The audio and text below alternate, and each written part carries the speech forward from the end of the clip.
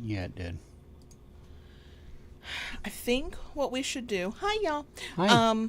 is do maybe after this do a test setup without software. Yeah. And I think it's because it was scheduled with software. It wouldn't let me undo it. Right. So yeah. Okay. All I know is I'm too tired for this shit I had to deal with this morning. I know. Something is off, something is wrong. This all sucks. Yeah. We need to figure it out. Okay. Hello. Hi. Kayla Lord. John Brownstone. I'm loving BDSM, where we help kinksters like you have happy, healthy power exchange relationships. This is our weekly live stream. We were already starting late because of tech issues. The whole thing is going to be a bit of a ramble and idle chit chat. So if you don't like that at all, there's no skipping forward to some other point. You should just skip this episode, and it's okay. Because that's all it is. Our feelings will not be hurt. We should be back to normal as we ever get, next week. But this is our weekly live stream where we record our podcast. The podcast version of this will be out on Friday. So, yeah, we're gonna make people listen to this too, not just watch it. You know what? Okay. Oh yeah. Forgot all about that part. All right. Here we go. Oh no, I haven't said hello. We are gonna say hello and do a couple of things. Okay. Yeah. We're just not gonna have an official butt rub. I was gonna Okay. I'm just not telling people to fast forward or come back in 5 minutes. I know. I am too, but I think I'm doing better than you are. I think so. Because you have the added frustration of all this tech stuff. Yeah. So let me serve by leading here. Let me does that work for you? For the next few minutes, have at it. Do what you got to do. Yeah. I want to say hi to folks, but I'm just going to say first to DS Bunny, this is actually a new finger condom. That's a homemade one. It's a homemade one, so we don't waste the actual finger condoms. We will talk about that in a minute. I'm going to say hi to folks because y'all were waiting so patiently. You ruined the company's safety record. I know. OSHA's gonna. Hi Pinky, hi Jay, hi Claire, hi Kitty, hi DS Bunny, hi John Brownstone, hi Tayshu, hi HM, hi Silent, hi Rara. I'm scrolling. Hi Chicky Luna. Oh gosh, I go through this every time. Is it Mary or Mari? I literally cannot remember, but hello. Hi Lisa. Hi Brittany. Hi Junie. Hi Cody. I hate that I am so bad with names. It makes me feel awful. Most people are really forgiving about it, but I just... Hello everyone. My legal name is a name that was fucked up by strangers my whole childhood. It is now much more common, spelled completely differently than the way I spell it. So it doesn't get fucked up quite as much, but I'm just sensitive to that, and I suck at remembering names. I'll remember a face forever. Mm-hmm. Forever. I might not even know where I know you from, but I'll fucking know you. I just Mari. Yeah, okay. Thank you. And I like that you gave me that little clue. Now hopefully that means I'll remember it next time I see you. Let's hope I'm doing better than that. I just want it on record that my hair is not pulled back in an attempt to hide sad unwashed hair. I washed it. It looks fucking glorious. It is also melting me. I am so hot. JB keeps going, it's not hot. And I'm like, no, I'm hot. I'm melting. It doesn't feel like a hot flash. I know what a hot flash feels like. And God knows I know what a night sweat feels like. That's not what this feels like. I'm just hot in all the wrong places and in all the wrong ways. And I'm miserable, so I had to pull my hair back. What else do I want to say before we do? Oh, I guess we'll officially, hey, if you somehow like this planned chaos, we love a thumbs up. If you like it enough to want to come back for more, please consider subscribing. And go ahead and ring the notification bell to get updates and new content. Just do it, Daddy says. We do have a shirt, and somebody did buy it, and I hope when you get it, you love it. It's available in our Etsy shop, link below. And there's a child texting me. I forgot to put my phone on airplane. And if you really like whatever this is, you can find us on Patreon for more of it. But everybody who has joined, whether you're only there for a little bit and you've had to dip out or you're like long term, I adore you. Thank you, thank you, thank you. I also question your sanity because you want more of this. So I'm not offended if people are like, no, I don't want more of that. But I do love you if you do. And you can join us on Patreon, patreon.com/KaylaLords, where you definitely get more of this. So, yeah. Oh, and DS Bunny, yes, you can get it in black. Black and white shirts, the way we do our shirts, because we outsource that. I cannot make shirts in-house. It would never happen. Are the only two colors I can get all the way up into, I think it's 5XL we go up to. The other colors, it's hit or miss on how big the size will go up to. But yes, black, we have for every shirt, there's a black option. Okay. Go ahead and click the button. Okay. Let me let the kid know what's going on. Is that the big one or the little one? The little one. Oh, he's finally. Yeah, his sleep is so. Okay, wonky. Sorry, podcast listeners who can't see what the hell's happening. You're better off. It's a hot mess today. It is such a hot mess today. Everything. I am a literal and figurative hot mess. Yeah. Okay. And I'm just a hot mess by circumstance. Yeah. Okay. So I did have technically a couple of announcements. Okay. Trying to pretend that we know what we're doing around here, but because I don't trust this very tired brain of mine, I'm gonna look at them. They're real simple. You'd think I'd remember. Don't believe that for a second. Okay. So the Dom Sub Dynamics Virtual Summit was. I can't tell time, but I think that was last week. It was April 8th through 11th. I believe that was last week. Yes. It's over. Yes. It's done. But if you missed it and have a budget for it, you can purchase replays of the sessions. You don't get access to any of the bonuses, as far as I know, but you can pay to actually watch all the sessions. And then I don't think you're not on that 24-hour time limit that you would have been last week either. So if you have any interest, feel free. The link is in the places. Take a look at it. I understand if not. Hopefully it comes back next year and we can do this all again. And then the other thing is this Friday, if I counted correctly, because I didn't look at a calendar, because why would I do that, is April 19th. And that is our Friday night live stream. We do it on the third Friday of the month. As often as, like every month we do the live stream, we try for it to be on the third Friday every month because we just like consistency. Starts at 9:30 p.m. Eastern. Often, most of the time we last until midnight. I don't see any reason why we wouldn't this time, but you never know. We're feeling a little zombie-like over here today, so I don't want to make any promises. But I'm sure we will. We hang out and chit-chat, and also at 10 o'clock Eastern, we also start a Q&A, so you can and you can Q and we will A. I mean, you can A and we will Q. That's also possible. So yeah, and I try to put that out everywhere so that folks actually know what's happening. But hopefully when YouTube is cooperating, the best way is to subscribe to our YouTube channel. And Daddy says turn on the notifications, but I know the notifications don't always work, but you just do what Daddy says. That's just my philosophy in life. I mean, until I have questions, and then I will do what Daddy says, but first I have some questions. I mean, fully informed, enthusiastic consent is what we'd like. So sure. I have questions. Not about that, though. Mm-mm. So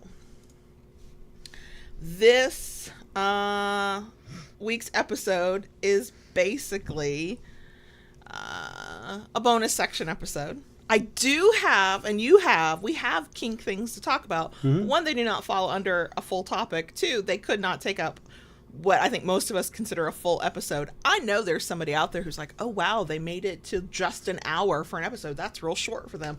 Hallelujah. But some of y'all are definitely our people in that you are creatures of habit and routine, and you're like, wait, why is this not an hour and 15 minutes, an hour and 20 minutes? What has happened? Hash browns. Oh God, I'm hungry. We didn't eat before we did the live stream. So we're gonna chit chat. We got stuff. Mm-hmm. I don't know how long we'll go. we have not made any plans for ourselves after this. Like, No. normally there would be editing and there would be planning and there would be maybe doing some of the work. That won't be happening today. We might be laying down after this. If after this I can lay down naked on top of the covers of my bed with one ceiling fan full blast on me from the top and my fan off to the side of me, and I can just lay there and maybe stop being so damn hot, I'll be so happy. You'd be happy, wouldn't you? You'd be a happy girl. I'm starting to cool off a little bit. Like, not a lot, but a little bit, and I'm less uncomfortable, so. And I just have to say, and I like the song Jennifer Juniper. What? That was, I mean, I see it in the live chat. Yeah. What? Who sang it? Donovan. Oh, no. Okay. Am I too young? Yeah. No, I know the name Donovan, but I can't place any of it. Sunshine Superman? Why do you think that? Is that an album title? No, it's a song. Oh, shit, no. Maybe a melody, maybe a lyric. Oh, okay. But, and the name Donovan sounds familiar. What era of music are we talking about? And what genre? 60s folk. Oh, God, no. Yeah, I would have heard the name Donovan, but no. No, 60s folk music was not.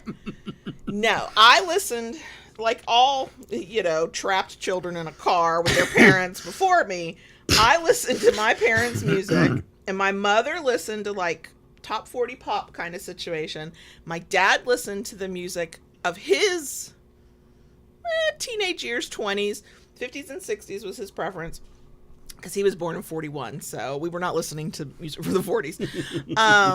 And that was all, like, it was the classic station. It was the oldies station. So it was, like, top 40 pop stuff, too.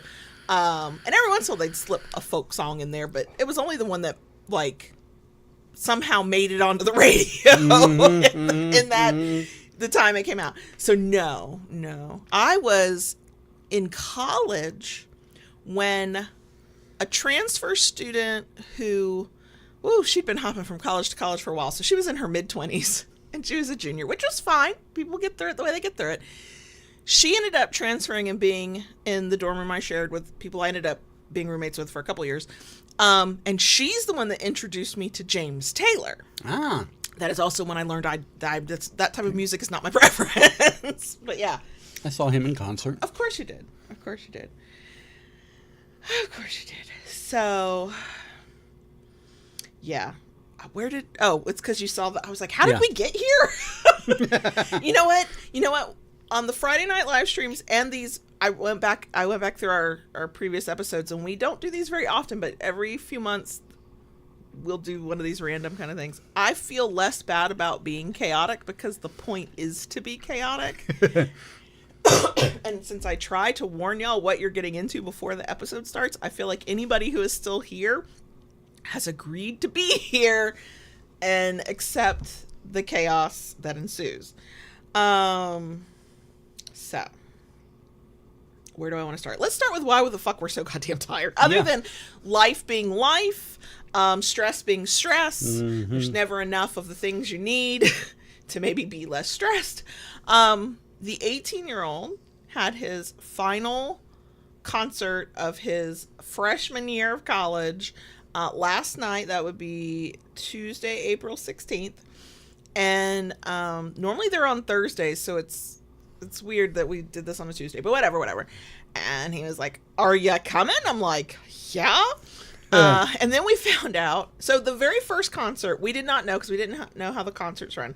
The very first concert of the school year back in September, it was a dual concert of both the symphonic band, that's what he's in, and the wind symphony, which is like the upper tier of these students, whatever. And it was a combined concert, and it was 2 hours long. And we did not know that because that was our first time.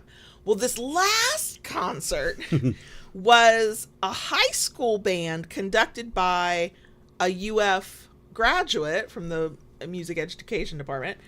They did a concert first, and then the college students went up. So it was not as long, because high school student concerts are not as long as the college student concerts. No. I mean, it's like half the amount of time. But it made for a longer concert, and we were not prepared for that. We knew we weren't going to get to see the 18-year-old for more than a minute. He told me that. He was like, I want you to come. I can't go do anything afterwards. I was like, good, because I ain't got the budget for us to go do anything afterwards. But I'll come see you and say hi. I was like, you damn well better. What the fuck? I'm not a chill mom, and you will come say hello to your mommy. I'm so sorry. I'll leave you alone after that, but I will be acknowledged. Anyway. So we were there longer than we intended. He came right out. He's gotten better about that. I think he now has a life where he's got shit he's got to go do, so he don't lollygag as much, right? He comes up. He was a little snarky. He was real blunt. I know him when he's tired, stressed, or is ready to go do the thing that is like got his real attention. He gets like that, and it's fine. He was not rude. He was just very blunt. To the point. To the point. So we knew we were not going to do like our Culver's run like we usually do, blah, blah, blah. Which was fine. We didn't need to be doing that anyway. But we were thirsty and hungry. So before we left town, after we said hi and bye to him and whatever, we went to Wawa because I don't know. I mean, we are Wawa people at this point, and I don't know why. I don't know how, but here we are. And it ended up being both great and apparently this morning not so great. We did not know Wawa was doing free fountain drinks when we walked in. Yeah. So we got one drink to share, and then we were trying to find, like on their little pastries or cheap little pastries, they'll often do like 2 for $3 or 2 for $4, and we were looking for those deals and nothing. There were no signs up. So we're like, well, we'll get this little thing, whatever. We get to the register. We find out that the drinks are free. So the person behind the register looks at JB and goes, do you want to go get yourself a drink? It's free, you can get what you want. It was clear we were sharing. Yeah. And he was like, I can. And then I went, do we have to come back to the register? She's like, no, I see you and I'll know what you're doing. I was like, cool. And then our little pastries were 2 for $3. So we walked in thinking, okay, we're trying to be cheap and it's late, so we don't need a lot anyway. We spent $3 fucking and got drinks as big as our heads. And then we got honey buns. I'm a honey bun girly. I should have gotten donut sticks. Those are my favorite. Anyway, it was dessert time. I needed a pastry. JB's like, I don't know what I want. We're looking at them, and we come across a Boston cream honey bun. Mm-hmm. Boston cream is his jam. Yeah, I love Boston cream donuts. Right. They rock. However, somebody is regretting his decision to eat a cream-filled anything from a gas station, even if that is the Wawa. Yeah. I feel like we should have stopped and thought about that. Like, do you want something that's a milk-based product from the gas station that's not fresh, right? Like, yeah. I don't think we thought. Yeah. No, it did not. It tasted okay eating it. Mm-hmm. It was later. When I went to bed, and it just sat in my stomach. And I think it's still sitting there. Yeah. Making you miserable. Not a good experience. Will not do that again. Tried it once. Will not do it again. Live and learn. Live and learn. Yep. I know. And my honey bun was, not great because they're not really that good. But now I'm wishing I'd gotten donut sticks. Yeah. Love donut sticks. Anyway. Anyway. Yeah. So then we came home, and so I've said many times in bonus sections, in past episodes about how I am obsessively reading. I know it is tied to my mental health. I have no doubt about that. I started a book. Oh God, y'all! I started a book. We were sitting in the concert hall waiting for the concert to start. There was like 10-15 minutes once we got there. And I was like, I am bored. But we don't have good reception here, so I'm not going to try and do anything on the internet. So I pulled up a book and started reading it. Of course I stopped when the kids started playing music. No problem. Did I pull it back up during intermission when they swapped? Yes, I did. And then we get in the car to go home, and I was chatty with you for a while, and then I needed to not look at the road anymore. And so I start reading my book, or I'm reading, and I'm in it. I'm sniffling. It was a tearjerker. I'm crying. I'm like, oh my God. And we're getting closer to home, and JB goes, okay, I know it's late and we're tired, and I know what time we normally go to bed, but I need to like just sit and just veg. And I went, same, my book is good.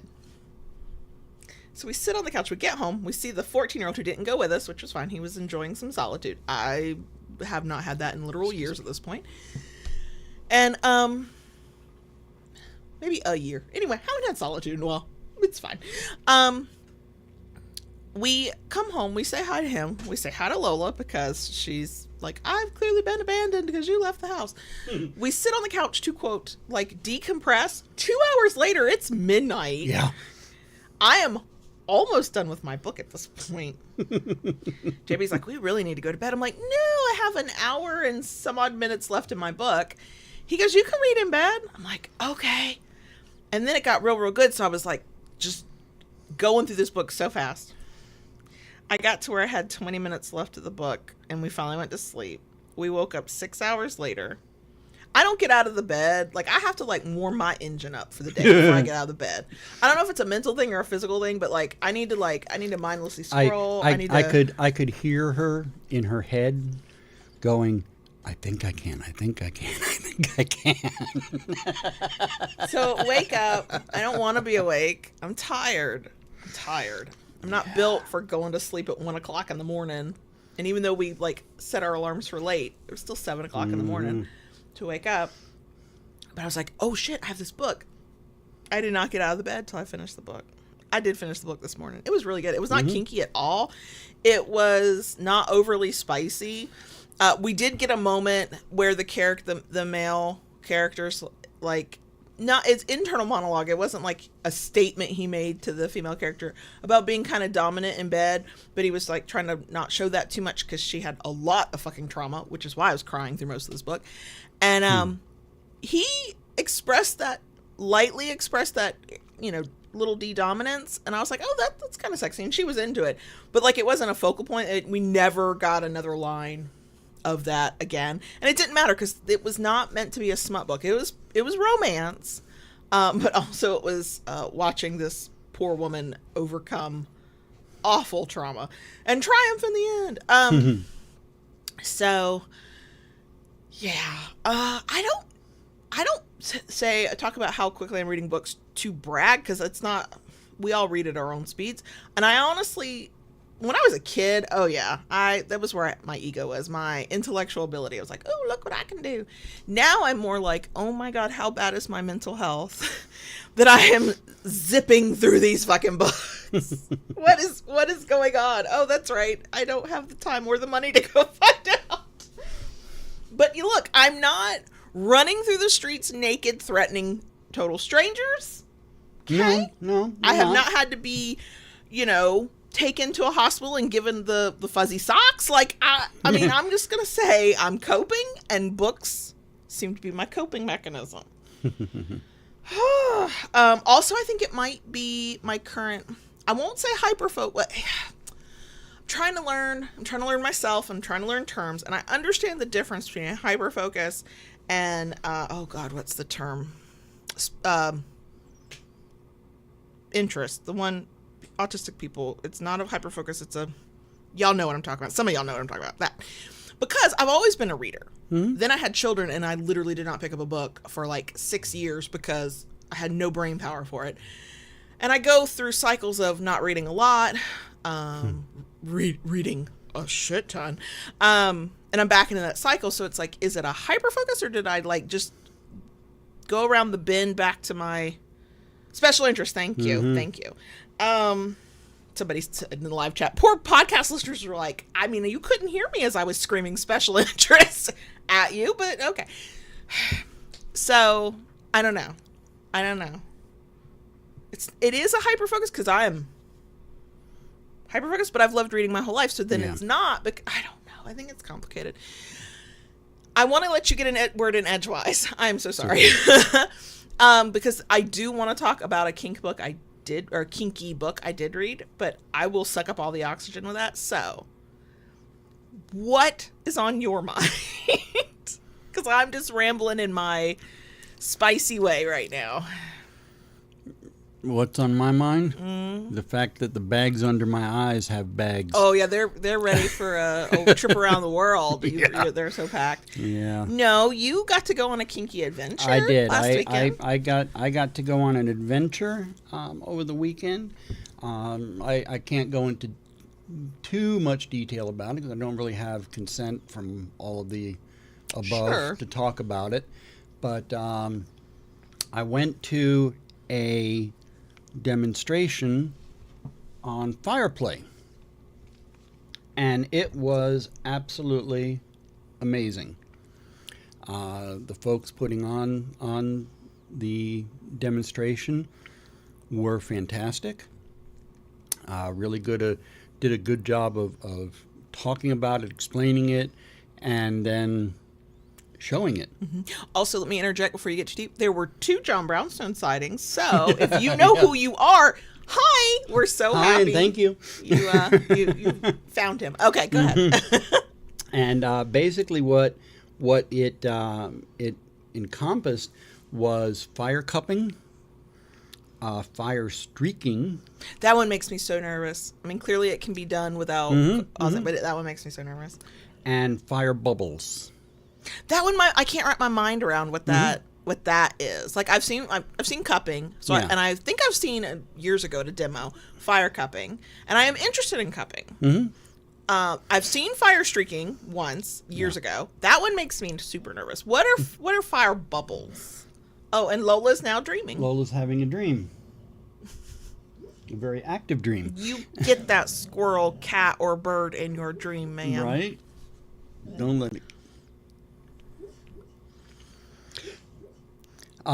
So the fire bubbles, basically what,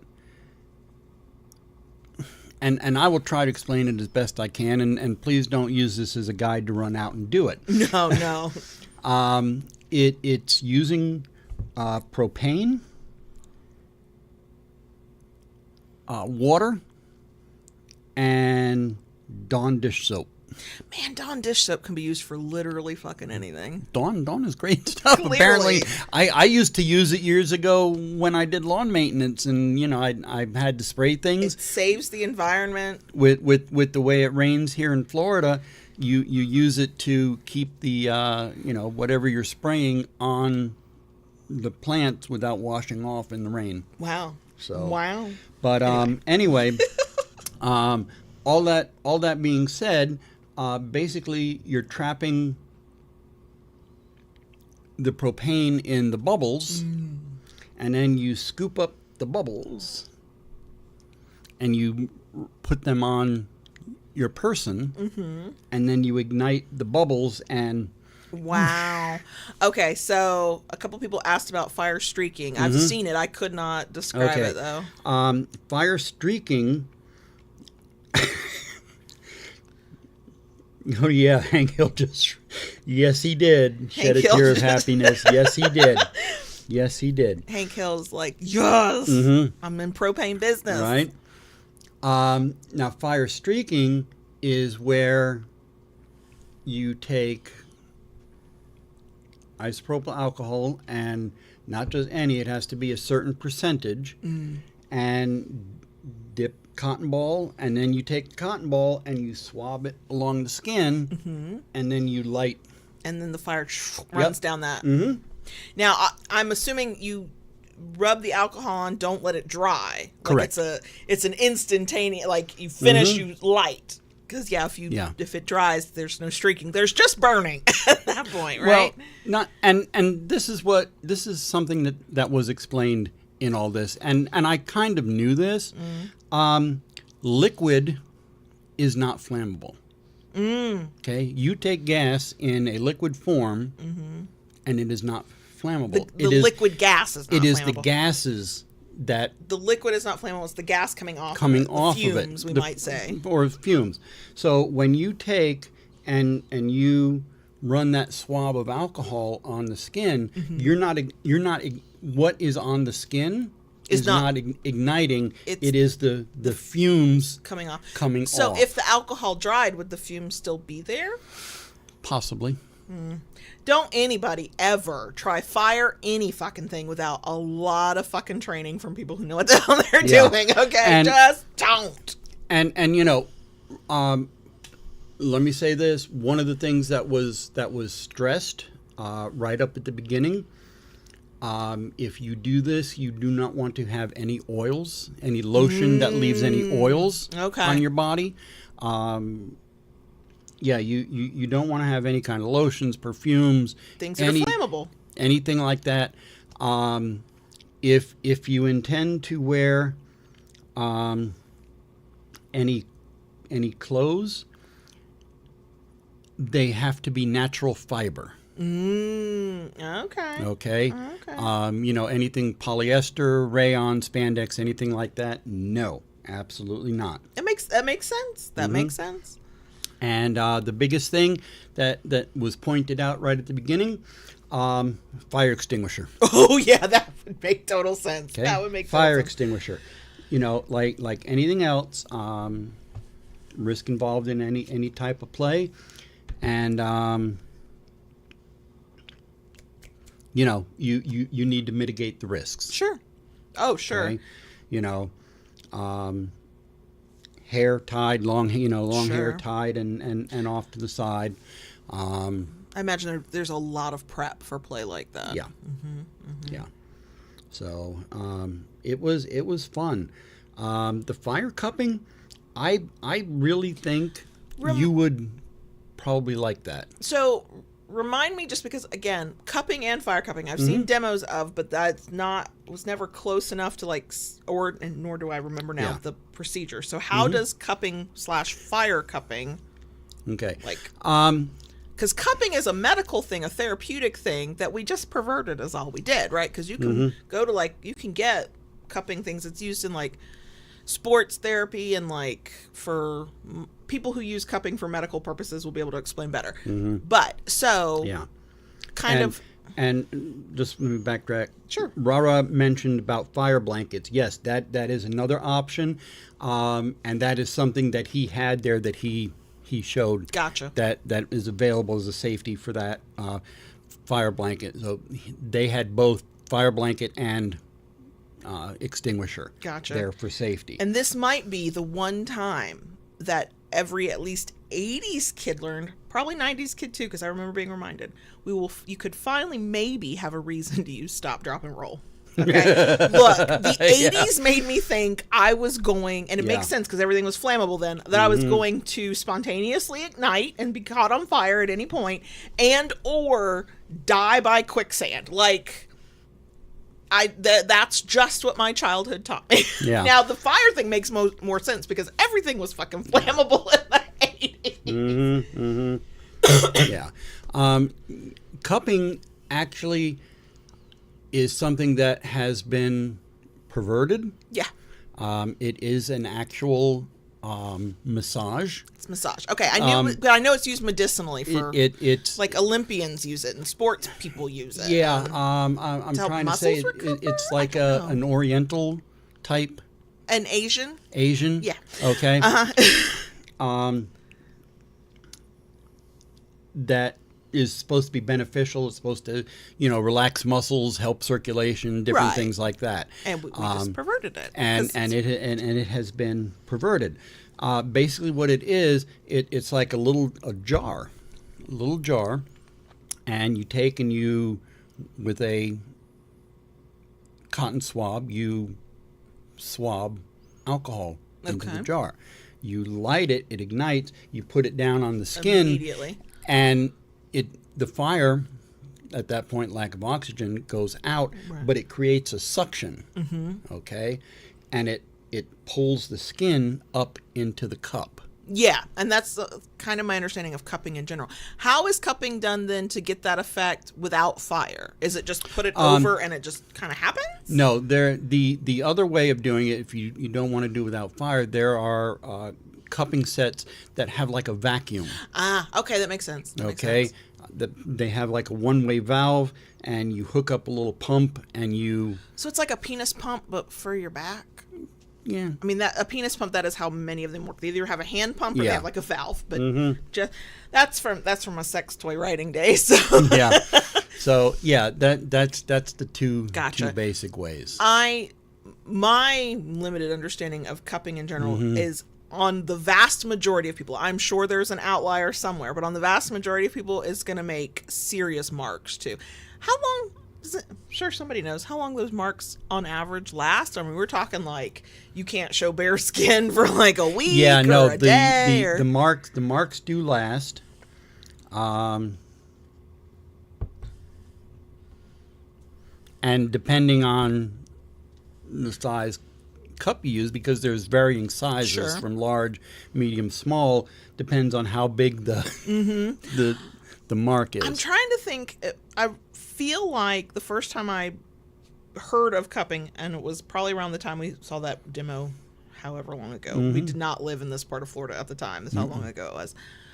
I'm trying to think of how the sensation was described to me. It's not the same sensation as impact, but I think, and somebody who's experienced it and would not classify it this way, please share. I want to say the person relayed that it's not thud in the sense like impact has thud, but like it's deep because it's a massage thing. Yeah. And the way I remember it, and I have a mind like a sieve, was that the way it was explained is if you like thud sensation, then you might enjoy cupping because of the deepness of it. Like sting tends to be surface level. Like that's why it's, that's how that works. And I don't know if I'm remembering that correctly or not, but I think that's why I was drawn to it. Other than the marks, I'm a sucker for fucking marks. But yeah. So Jay just said it still has the marks.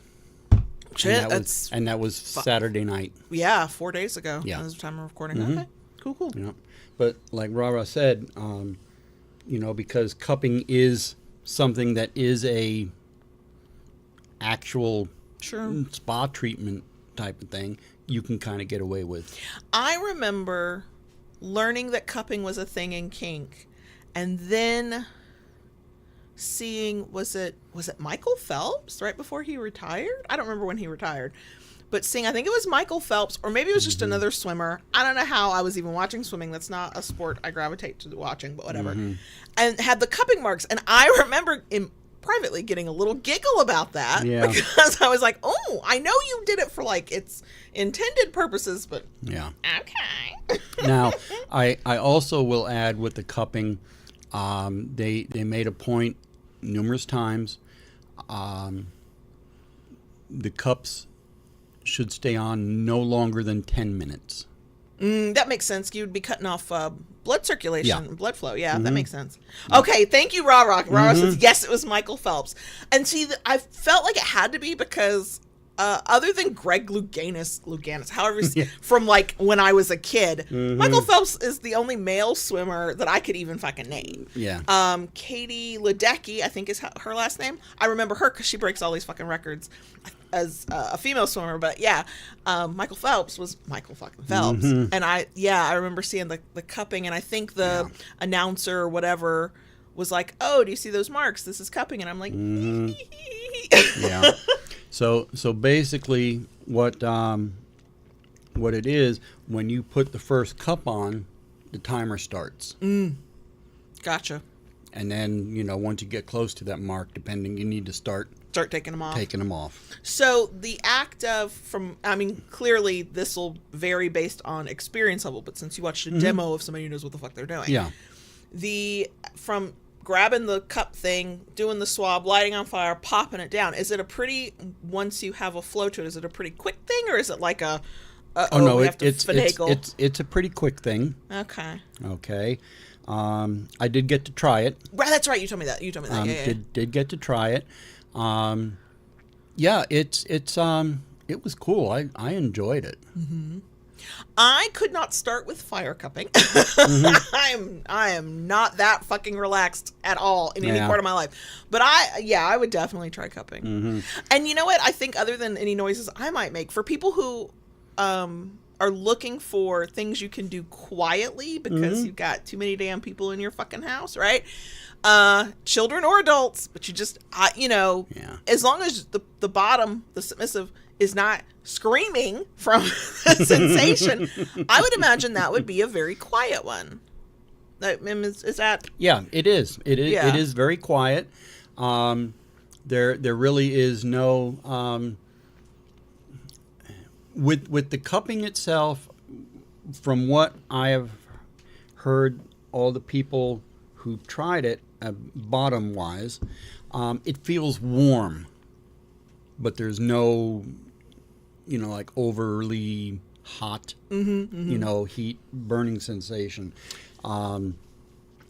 The streaking, a little bit more. Sure, that makes sense. It's much closer contact with your skin. And the same or with is it? I don't know. the bubbles. That makes more sense to me because the way a lack of oxygen will suck out a fire versus a fire even quickly burning itself out, that makes sense to me. Now, Rara's being super helpful or not so helpful depending on your perspective in the live chat, and I will relay because I too am super helpful / not very. Rara says you can make cupping sadistic by moving the cups and or twisting them. Yep. I don't even know what the sensation actually is, but did my everything clench at the thought of that? Because I have a sadistic daddy who is also a bratty daddy, and I could see a bratty sadistic daddy going, right, like they're like dials. And oh my god. Yeah. And Jay brought up a good point too. One of the things, when you have the jar and you swab it before you light it, you want to give it a couple shakes. Gotcha. Because you don't want any liquid to still be in there. Because when you turn it over, then you don't want the liquid to run down. Let me just say again, if any of this is intriguing to you, don't do a fucking thing based on what we're talking about. Go fucking learn from people who know what they've, like, who have the experience. Okay. So, oh my god. So, yeah, it was fun. It was interesting. Yeah, a lot of fun. And don't just run out and try it. A lot of things to consider with this. You want to be safe.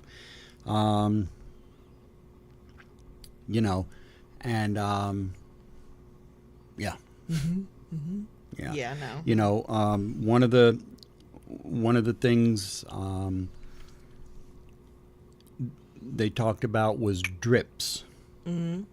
Especially with anything like when you're doing the streaking, it is up to the bottom. If they feel anything running or dripping down, need to say something immediately. Gotcha. So then that would tell me that if you are a person who, for any medically or otherwise, does not always feel sensations easily on your skin, you're going to want to find a workaround or rethink, because that sounds very important. That's how the fire would just spread, because as long as the liquid's there, then the fumes of the liquid are still coming off of it. Yeah. So you want to be very careful with that. You can do either side of the body. You want, best case scenario, you want the person laying flat. Gotcha. Okay. If they're standing up, and you do a swab, everything's going to tend to want to run down. You want to keep everything as flat what if as possible. You yourself, your body is not flat? Well, I'm thinking, okay, it could never be on my ass because there's nothing flat about that. Thankfully, knock on wood. Could not be on my front because nothing there is flat either. So, okay, I would be a shoulders and back girly. Good to know. I know the valleys of this body. There'd be runoff. They're just and for that reason, they're someone laying on the back. You want to stay away from the butt crack. You don't want to get, even if they're laying down, you don't want to get anywhere it's going to be near that it could run into the cracks armpit. And crevices. Yeah, anything like that that. Makes sense. That makes sense. So, You know, those are all caveats, and those are things you need to know and understand before embarking upon this. But also just go to some demos and workshops and Yes. learn from experienced folk. Yeah, Yep. yeah. Just Yep. whew. No, but it was good. You were gone. You went on your adventure. You're gone for 24 hours. Yep. I handled that better than I thought I would. Okay. But you know what I learned? Okay. So we had this, it wasn't a full conversation. I was just throwing out rando shit from my brain yesterday. And I think, it was because in our Discord server, we have an episode discussion thread, and folks have started using it and go in there and talk about whether it's the short episodes or the long episodes. If they have thoughts, they'll go talk about it. And the group got into a conversation about being non-monogamous and some different views on it. And so it got us talking about that. And I said that first of all, I've said it many years, I'm non-monogamy in theory, not in practice. Look, I am never going to seek out another human being. Me sending an email to JB was a once-in-a-lifetime thing, okay? The planets were aligned at that moment, just, yeah. Yeah. Yeah. Mercury was in the microwave. It just all worked out. I couldn't happen, sure, but man, those stars will really have to fucking align again. So, but every time something in our life centers around your non-monogamy, I have to confront something about myself. Like I go through it, okay? And I always realize once I hurt my own feelings, once I stop hurting my own feelings, I should say, that it is always a thing within me. It's like stuff from my childhood. It's stuff from it's all that. It's not about, not wanting to do this or not being comfortable with it. It's always internal stuff to me. But I figured out a thing that, how did it get us to 10 years before I figured this out? I was fine. Because as you did major transitions, not, we're going to a meal now and then we're going to this, but I'm on the road headed to blah, blah place. I have arrived at blah, blah place. I'm leaving blah, blah place. You would just send me a real quick text and go, hey, leaving location, arrived at location. And so in my mind, I kind of knew where you were. I didn't have to know what was going on. I understood. We had a conversation, but my brain, I was not filling in blanks. I just had a sense of where you were in the journey. And so I was just so much fucking calmer. And I don't know. I mean, could I psychoanalyze that? Yeah, give me a few minutes, but I don't really feel like it. And so I don't exactly know what that is about, but it just made for a much easier time. Yeah. I mean, did you fuck my brains out before you left? That helped. That also helped. So yeah. I mean, I was happy for you because, you wanted to go do the thing. You got to go do the thing. I was proud of me for not hurting my own goddamn feelings. That is the problem every time. And I think part of it is because you have not had, since we've been together, the opportunity to go have your adventures consistently. Correct. Like you might have had a partner and you might see them once every 6 months, once a year. It was mostly online. It was mostly by phone, stuff like that. And so me navigating it from my little side, which is all my internal stuff, just isn't consistent enough, right?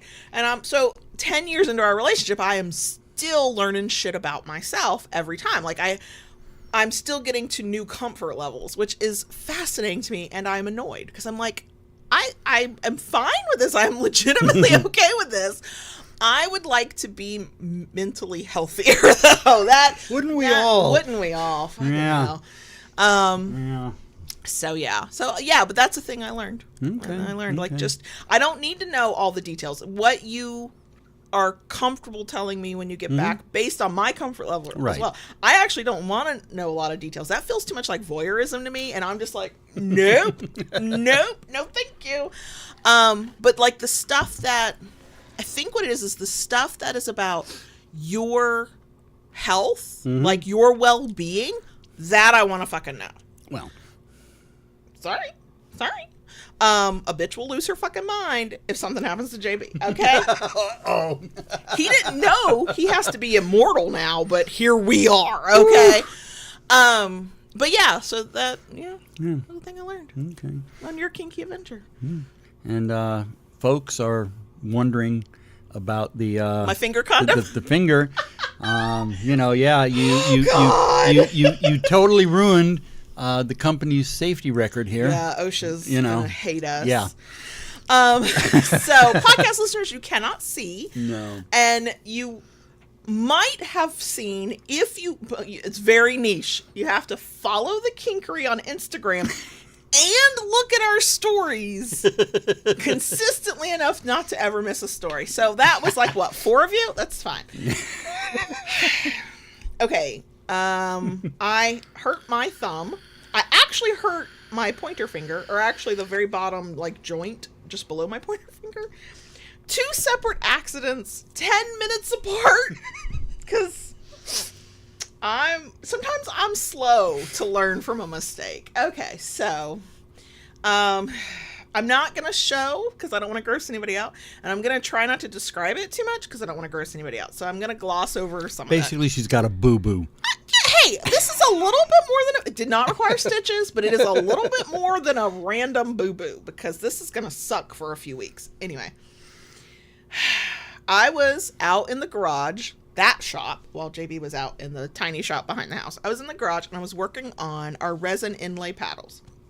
And the process that we have come to for pouring resin and getting it to do right and blah, blah, blah, it involves there being a point in time where things that are stuck to the wood that are not supposed to be there, some of it comes off with me using a putty knife. Now, have I had close calls since we started this method? And have I questioned, should I be allowed to use the putty knife? Knife implies blade. The rule is Kayla don't have to be around blades because it ain't safe for anybody. But I've mostly been fine. Had close calls, but I've been fine. Tuesday morning, I go out into the garage and I'm starting to try to get this thing off the paddle to prep it for sanding tomorrow with the putty knife. And I'm not paying enough attention to placement of hand holding the wood and placement and angle of putty knife in my right hand. And I just swoop, and the corner of this dirty ass fucking putty knife, oh my God, goes right into the bottom joint below my pointer finger. And it's just like a quick cut. I mean, I watched it just slide right in. Now, understand something. Because of what this particular putty knife is used for several different things. It's so dirty. Okay. Yes, it is. It's dirty. But I have a old wheel from a grind wheel. Mm-hmm.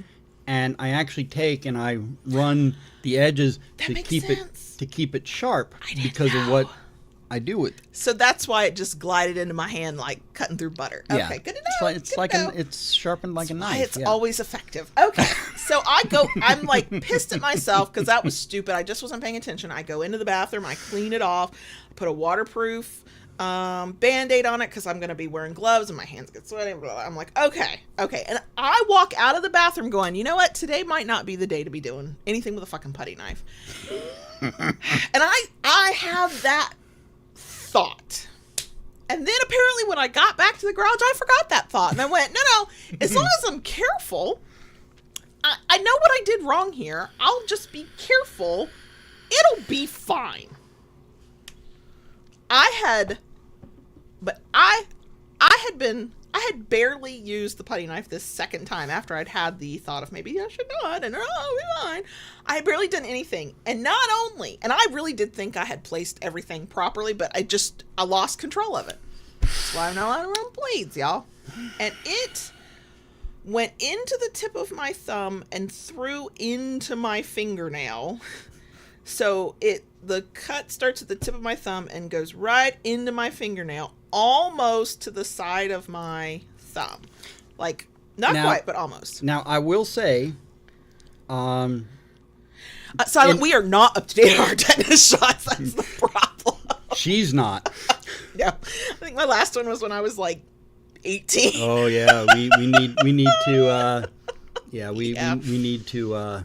probably need a technician. Yeah, next time we go to need to mention something about that. Yeah. So, but anyway, you know, some of y'all may kind of like cringe a little bit about this, but it was probably a good thing that the putty knife was sharp because it is a clean. True. And I have heard that before. Clean cut. And the pain from it actually came once my brain processed what the fuck I just done. So now I am pissed at myself because I just, are you fucking kidding me? 10 minutes ago. Yeah. But I'm also scared because this is a way bigger cut. Like, I didn't pull back in time. Yeah. And I know fingernail stuff, man, that shit fucking hurts. And it hurts for a long time because it's got to grow out. And I'm like, fuck. So, and it's too big of a cut for me to, like, it wasn't like putting a Band-Aid on this other one. So I go into the bathroom because I want to immediately get it underwater. I don't know if that's what I'm supposed to do, but there was just enough blood that I went, this should not be allowed to just freely, whatever. Flow. Not through the house anyway. Yeah. And I actually picked up my phone and I called JB from the bathroom and went, yeah, I need your help. The putty knife, and I can't do this by myself. So yeah, she was doing this in the garage. Yeah. And I was working in the backyard in the tiny shop, and I was sharpening a basket of knives. Ironically. Yeah. And my phone rings, and when I'm working, I pretty much ignore my phone. I know. I was going to have to keep calling and keep calling. Yeah. If he didn't answer. And luckily, I have her on a special ringtone, so I know it's you. And I heard the ringtone, and I immediately shut everything down and answered. And yeah, she's like, I need you to come in and help me. I'm injured. I start trying to tell the story, and he just goes, I'll be right there. I was like, yeah, I guess I don't have to. It's not like I'm waiting for him to get home 20 minutes from now. Yeah. So it wasn't hurting that bad. The pain part was really not. It was just more of a, oh God, I can't believe I did that. I was crying, but I was crying not because I was in pain or scared, but because I was so pissed off at myself. Yeah. And we do not have the luxury of an injury, first of all, or for me to be out of commission and not be able to work. That is like, it's just not a fucking option right now. So I was stress crying. And he comes in and I told him, I was like, the one thing you will not do is put fucking liquid bandage on this one. You're not coming at me with that fire shit. When I hurt my finger with the pressure washer and I put the liquid bandage on it, not much ever really makes me react. You tend to be pretty stoic about that kind of stuff. Yeah. He screamed, y'all. I yelled, yeah. And I was like, oh, I'll never use liquid bandage. Ever. Now, at that point, he did have a literal hole in his palm, even though he wants to call it a cut. It was gouged. Whatever. We talked about that last week, I think. Anyway. It was a scratch. Yeah. Anyway. So he gets a Band-Aid. And it's, of course, the top of your fucking finger is the worst place to get something because you can't easily, like, just wrap it up without, like, saran wrapping it practically. So he gets a Band-Aid on it. It's still bleeding.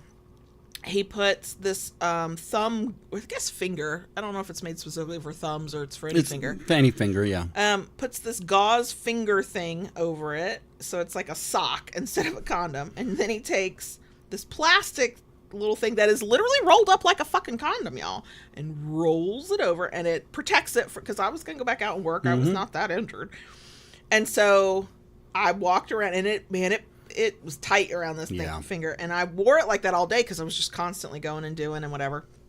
And last night we just kind of put a Band-Aid over it because it wasn't bleeding anymore. But this morning I needed to take that off. I needed to wash the finger. But then something got close to the fingernail, and I went, oh no, this can't be left out for my clumsy ass to bang it. That's going to be very Very, This is gonna suck. yeah, it's going to be tender for a while. This is gonna suck. Because what I was noticing that I didn't see yesterday, it couldn't because it was bleeding. The nail is already, where that slice is already widening. It's not lifting off the nail bed yet. I don't know if it will, but it's widening between the two sides. And I know if I try to clip that nail or whatever as it goes out until it like heals underneath, the cut itself, I guess, heals, it's gonna fucking hurt. And so we have today, we want to protect the finger condoms, like hold on to them because those are for when you're working out in the shop or you know you're going to get your hands wet or dirty. Mm-hmm. And I'll have to wear one tomorrow if I go work out in the shop. So today it's a piece of gauze with medical tape. Yeah. Yep.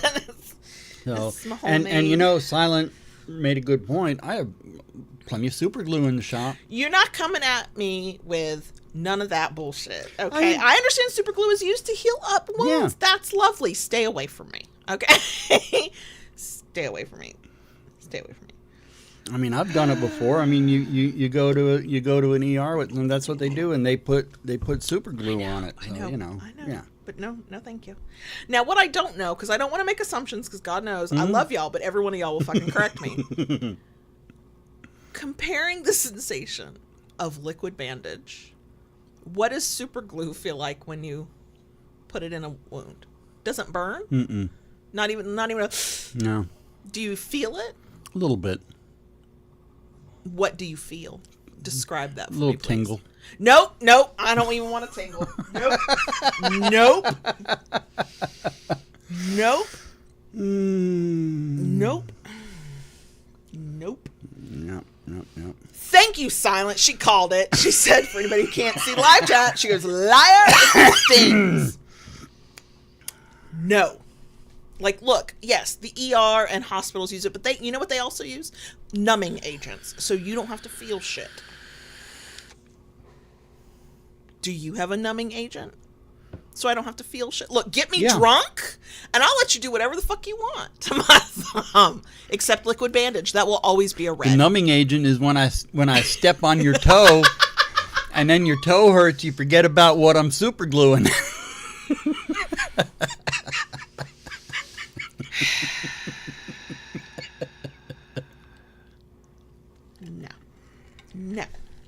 No. So yeah, that's why my thumb is rough. And I feel like I said it's the same stuff. Yeah. And I believe the liquid bandage, it's just kind of thinned down. It's not as astringent, maybe. Yeah. Gotcha. Yep. So we're after 1 o'clock, and under normal circumstances, we go into the bonus section. I actually have not told one of the things that's on my mind, and this is just a long rambly thing. Okay. And I would like to get off the topic of my thumb if I can. Okay. Before I go into what you know is a rant/ramble, because I made you go through the first iteration of it, is there anything else on your mind?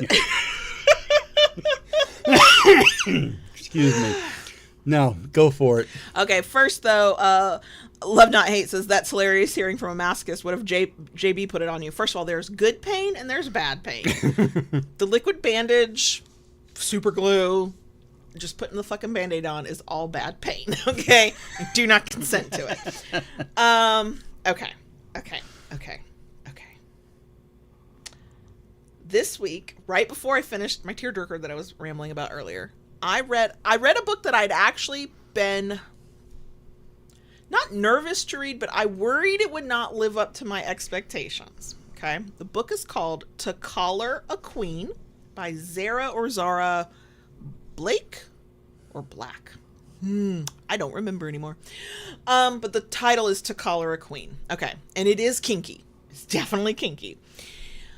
It is well written. It was like, this was not one of those where I was like, good Lord, why did you describe it like that? You could have said the same thing, like with 80 less words. Like none of that. It was well written, well crafted. Okay. And the premise was interesting. And there's JB's phone ringing. The premise was really interesting. So this is a world where there are different kingdoms, and the humans, several hundred years before, had fought off the Fae, right? Fairy kind of thing, but not fairy like Tinkerbell. The Fae. But prior to fighting them off, they'd been enslaved by them, They fought like a war or whatever, pushed them back to like their side of like the veil. They didn't use the term the veil, but if you read like fairy stuff, you would think of it that way. And they had been fae free in their world, on their side of this barrier thing. Actually, it's like a portal, for a few hundred years. But what had started happening after they pushed the fae out, and it was just humans again, is periodically women, adult women, only adult women, not children, not men, would kind of air quote become fae. They called them changelings. Like one day they're their normal human self, the next day they have these bright burning blue eyes, they have enhanced abilities, they have like stronger senses, better sense of smell, whatever. They can shoot fire from their hands. When they change, when these women change, it's usually uncontrollable. They don't even know what's happening to them, but so they accidentally kill people when they first change. And over these hundreds of years, what's developed is that once you are a changeling, you are no longer considered human, and you are treated as if you were almost like a dangerous animal. Because there's so much hatred in this world for the fae. So anybody who becomes fae is immediately a threat, immediately like not seen as human, othered. And then because as they're figuring out something's different with them, this power busts out of their hands, and innocent people often die. They're considered completely dangerous. So originally in the lore of this world, they were enslaved, they were imprisoned, but the thinking goes is that fae, if you don't find a way to like deal with them, they become feral because they're closer to animal than human because of the prejudices of the fae world. So you get that as backstory pretty quickly. None of that's a spoiler. Very early in the book, this queen, who's only been a queen for 6 months, who wants to change how the fae, the changelings, are treated in her, at least her kingdom, but hasn't been able to get through the power structures of it, on her 20th birthday party, changes. And she is then immediately subjected to how changelings are treated in this world now. So they found out that imprisoning them, enslaving them to do manual labor, even letting them go back home to their families, ended up being dangerous. People tended to die. Either, as they claimed, the changelings went feral. They were just dangerous. So the main character, the male main character, made his fortune, so he's got incentive here, by figuring out that if you could turn these changeling women into pleasure slaves, they became a lot more docile.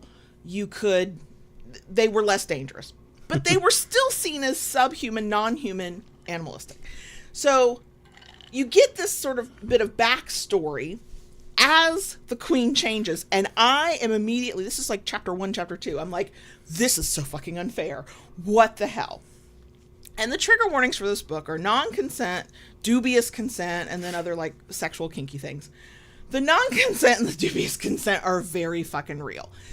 So she has the same, and the way changelings are described before the queen changes is that they can't even think like humans. They lose their sense of selves, blah, blah, blah. We watch the queen change, and she's got all her faculties. She's got extra abilities she doesn't know how to control. Apparently changeling women are sort of much more sexual. They respond to sexual stuff more strongly.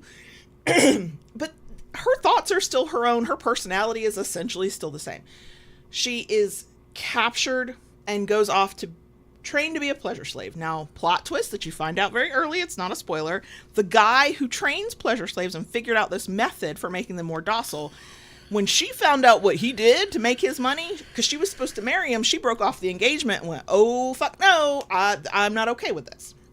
Now, we never get a sense if she's not okay with it because it's completely non-consensual, or if it's because it's like sex was like too much for her. I never did figure that out.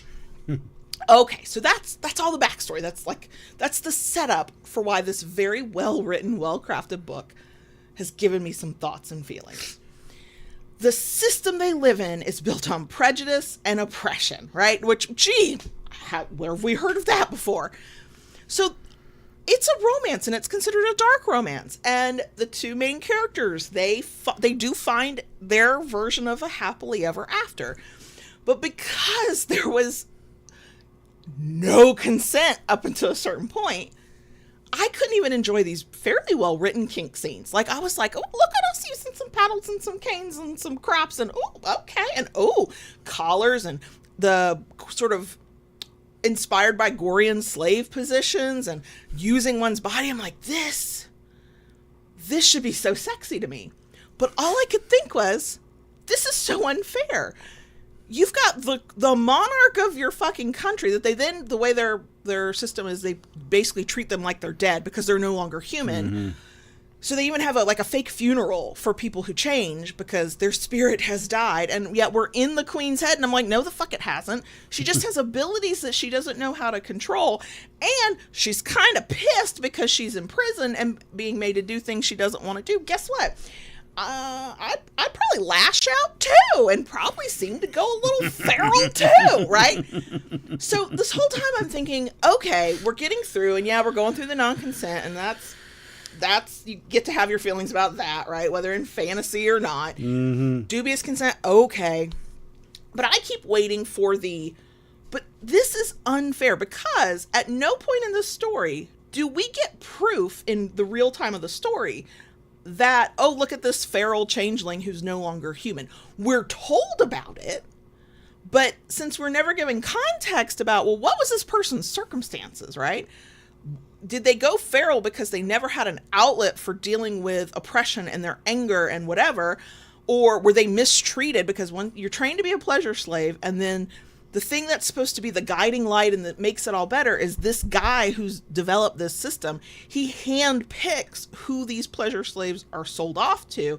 And if they are mistreated and he finds out about it, he takes them back, right? And he doesn't let you keep them. And he's blacklisted folks from being able to own one of his pleasure slaves. But as with all systems, people found a workaround in very illegal, inhumane, awful, awful ways. And he was so oblivious to it. It wasn't until the queen, who's now this pleasure slave, is entrapped in that he goes, oh, I should have known, but I didn't. And I'm like, right.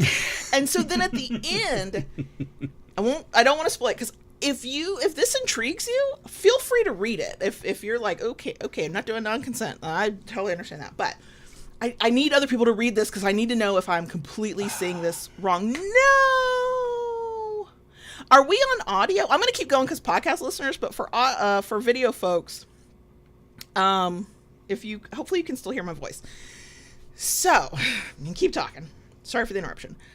So, I kind of need somebody to read this book with me to see if I'm just misreading it. Because by the end, this one guy who controls this one part of this pleasure slave is decided he will make changes from what he can control, but it doesn't change the system. It doesn't change what the monarchy does. It doesn't change the government. It doesn't change how everybody's treated. It's just the few people he can control, how they're treated. And I just what I wanted them to have their happy ending, even though I could certainly make the argument of it, because what happens is, because she's still a pleasure slave, the collars help. Back, by the way. Yeah, I see that. The collars help minimize their power so they can't be lashing out everywhere. And I actually don't blame that part at all, because there was nobody there to teach them what the fuck to do with their powers, and they, in high emotion, when they're scared, when they were angry, they could hurt people because they had these powers they didn't understand. Mm-hmm. So the collar part didn't even bother me. That was fine. I could see an argument for that, at least at the beginning stages of all this. But the queen never got to be a queen again.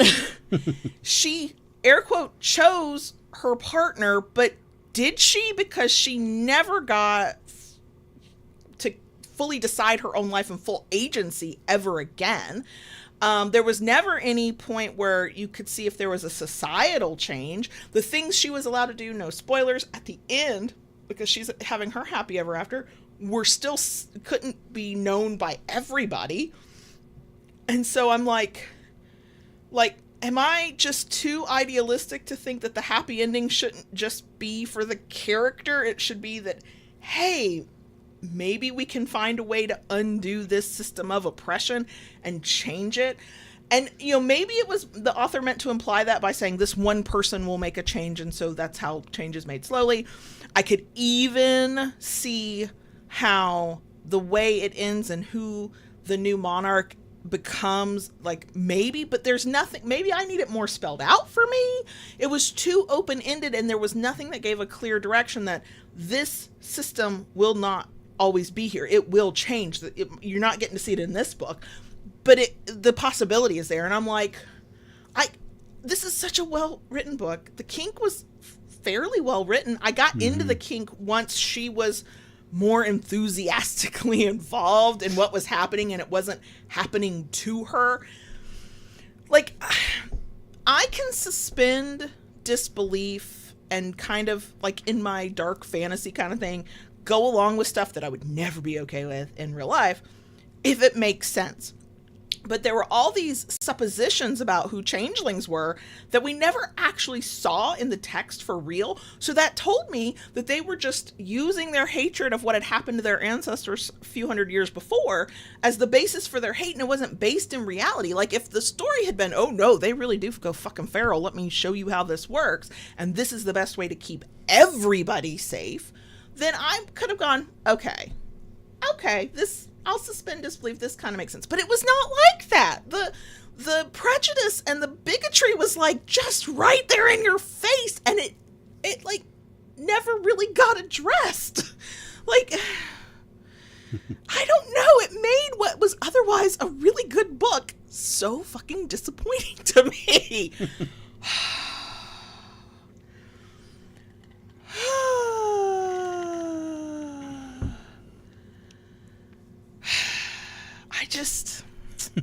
And I knew I came across the book in sponsored posts on Instagram.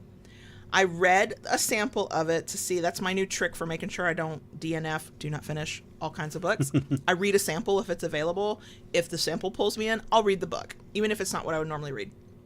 Sample pulled me in, but the sample shows the queen changing, and me realizing within like 2-3 chapters how unfair what's about to happen to her is. Like, it was unfair anyway, but getting to see it through her eyes, it just, for a reader, it made it that much more real, because you were going, like, before you were being told this is what they're like, and you're like, are they?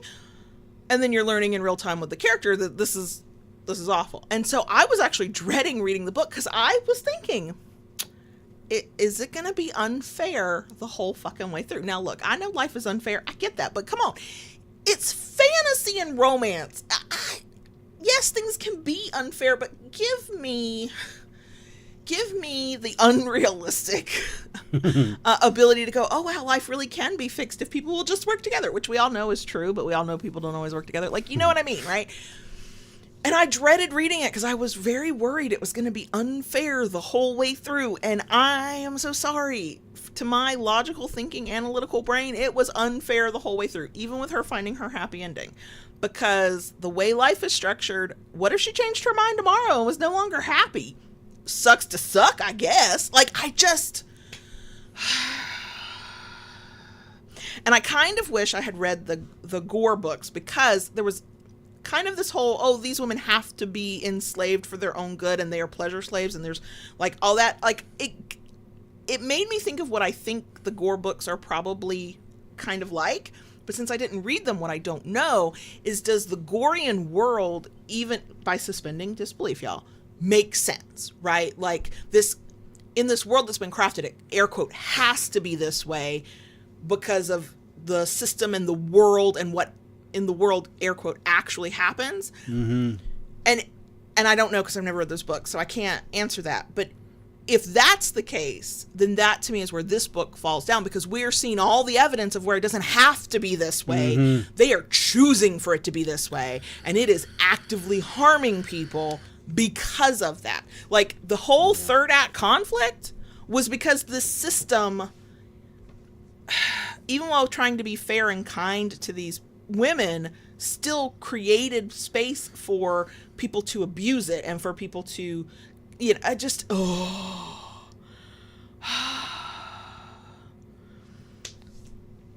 don't know.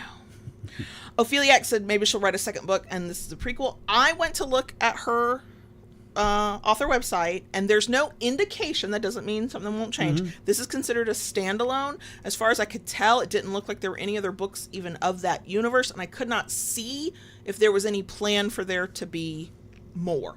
If that happened, I would read them just so I could kind of get the satisfaction of going, okay, do we move this forward a little bit? Do we actively change these things? But it is, the way it was advertised to me is, yes, it's dark, and yes, you definitely read the trigger warnings, like, for real, but like, it's a fun, dark romance. I'm like, this is not fun. I'm not having fun. I am ready to ride at dawn for these women. This is some bullshit. Like, and just as does happen in systemic crap, there were people who did benefit. One of the women that rose up to as much of a leadership position as a woman can attain in this system within the guy's training place, she had been in an abusive marriage, and when she got her powers, she went, I shoot fire, boo, burned his ass, and I went, good for you, sister, good for you. And then her skills were fully utilized in this space as a trainer. Like, he made her kind of in charge of stuff. He was one of those people that he was not genuinely a bad human being, but he benefited from the system, which I know, I see the symbolism there, I get it. But to me, if that's the point, is to call this out, but we're talking about romance and happy endings and fantasy, then there should be room to show, hey, we can move away from this. And I didn't get that. I didn't get that sense at all. And maybe I'm not meant to. Maybe I'm meant to be pissed off about it. I'm sure I've spent how long talking about this fucking book? I've been thinking about it nonstop since I finished it. And maybe that's the point. And I admire that if that's the point. Like, but fuck. It's sold, and I don't know. Maybe that's the point. And I would like to believe that that's the point, because I am so pissed off. But I couldn't, like, in fantasy, when I'm reading, I can kind of get off on some, non-consent and even dubious consent. Like, but this time I was so in it with the queen. I was like, this is so wrong. They even say, there's even a whole part of the explanation of this world, these pleasure slaves, that women who change and they were servants or they were poor, they adjust better because under his system, their lives, air quote this is from them, improved. And the highborn women and the nobility struggled the most because they had all of the limited freedom they would have had anyway as women in this patriarchal society. Actually, was a matriarchal society. That's another part that kind of pissed me off. Where were the women standing up for other women? Like, what the fuck anyway? Like, that was a whole point they made of, oh, they always suffer the most because they had the most pride and it had to be crushed out of them. And if the premise was true, that they turn feral and they will hurt people even that they love, and that was shown, I'd have gone, okay, this is how this world works. This was an imperfect fix, but it's the best one they've come up with so far, blah, blah, blah. No.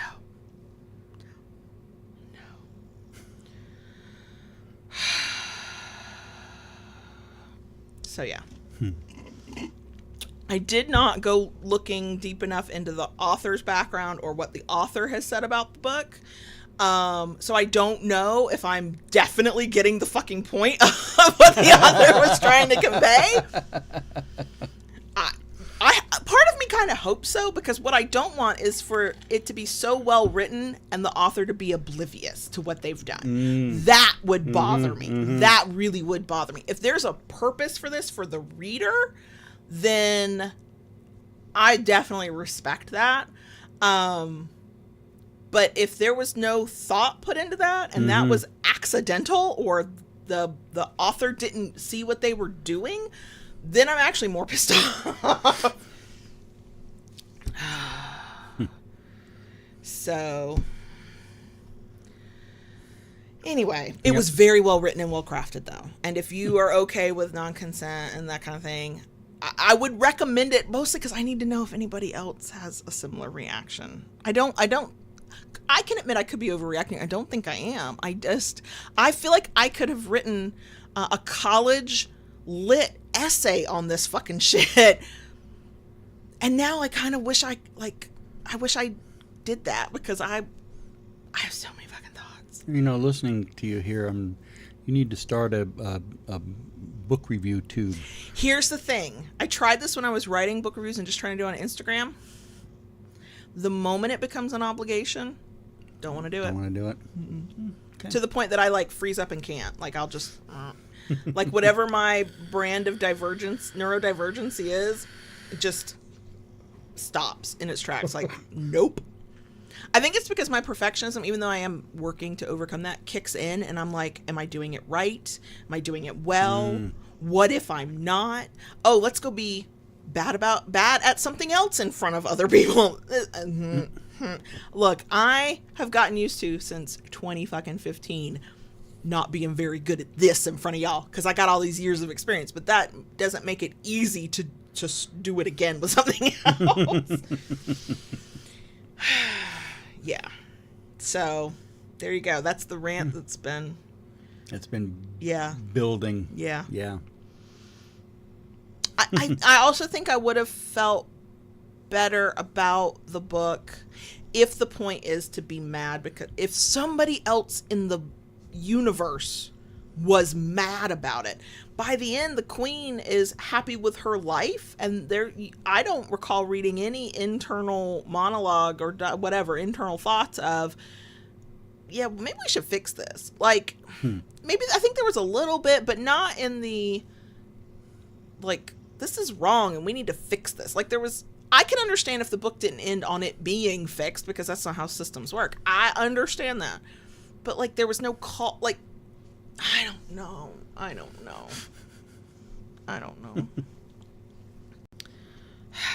Anyway, this one is this rant is not gotten it out of my system. I will not keep ranting. Don't worry.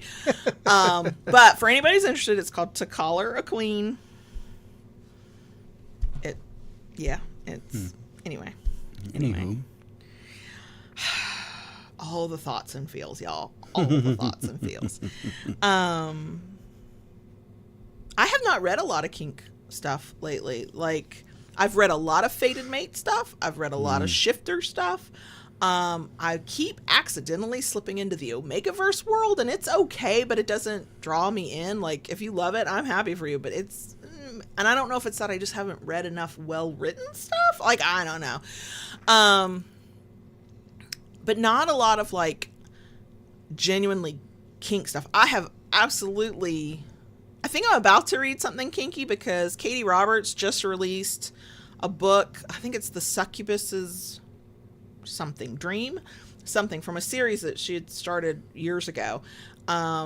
And it's the only series that I know of by Katie Robert that's on Kindle Unlimited. And that book just came out. And her books, even when they're not trying to be kinky, there's a kink element. Like, there's just something's a little kinky there. And she writes kink very fucking well. And so that's the next one I'm definitely going to read. But everything else is like, it hasn't really been... And it's not... I don't know. I think it's a little bit like this book. I don't want something about it to disappoint me. And so... But... Yeah. Deep breath. I think I've run out of steam, and I know we should probably let these lovely people go on about their day, but like I also like being here. I know. It's 1:30. I know. Also, the 14-year-old is probably like, are my parental figures around? Right. I could use some, I don't know. Yeah. He's not hungry enough because I haven't heard him in the kitchen. Also, but I've been ranting, so I would have missed all kinds of things. I haven't heard any. Okay, good. Good to know. Yeah, it's right behind me. But I'm not as hot as I was. My toes are actually chilly. You're my welcome. Face is hot, but I've been ranting. Did You're you welcome. bump the air again for me? Yes. Wow, you let it be at what most people would consider a moderate climate in their house. We keep it warm because we are not paying a $300, $400, $500 electric bill, y'all. We are just not. Just keep taking clothes off until you to the point where other people are not uncomfortable with looking at you. But no. So I understand why we keep it warmer than the average household. But man, it sucks when your internal combustion engine is overheating. And there's a kid in this house. I can't walk around naked. Now, if we get to a point in life when there's no children in this house, that's a whole different story. Believe I'll walk around naked when I'm hot. But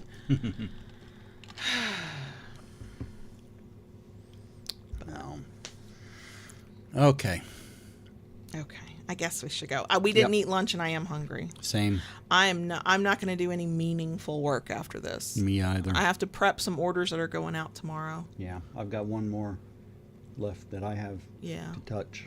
But yeah, I'll take care of that. But yeah, I'm going to take advantage of the fact that when you're self-employed, as long as there's no deadlines looming, right, you can just sit down sometimes. Yeah. We don't do that very often. It doesn't happen very often. No, it does not. Yeah, today it is. Today is that day. So yeah. Yep. If you do read To Collar a Queen, first of all, if you are part of our Patreon and have access to the Discord server, please go and talk to me there. We have a whole thread on kinky books.